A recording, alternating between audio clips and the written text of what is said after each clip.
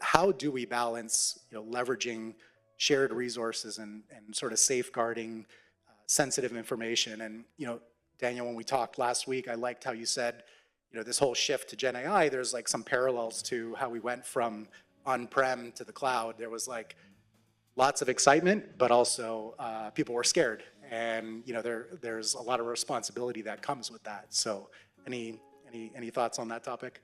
Yeah, we're in the birth of it. I mean, it does remind me of when Rackspace and AWS, and they were, I'm sure there was other players then, but they were all starting this move to the cloud, let us control the computers. And the CIO group and the CTOs, they didn't know what to do because it's like giving up control.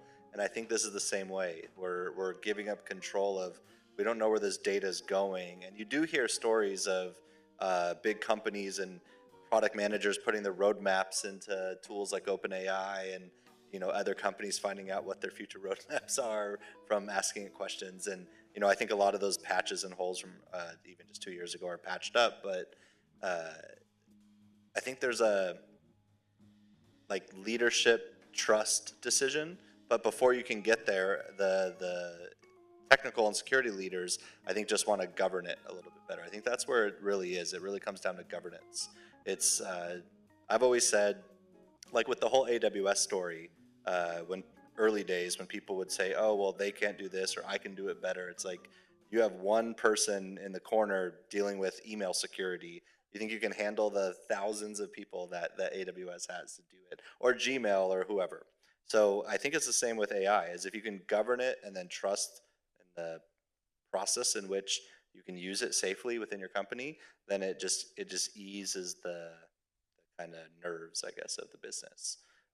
Yeah, on our side of the house, we had the same thing at Drata, and we all wanted to do it, and it's this anxiety we had of how do we do it faster, but we're building a cyber company, so how do you take that extra step? And so in that preparation on our side in the data architecture, we really made sure that everything in line was in isolation, in the modeling, and the way that not only the data passed to it, but the way the data was stored and accessed.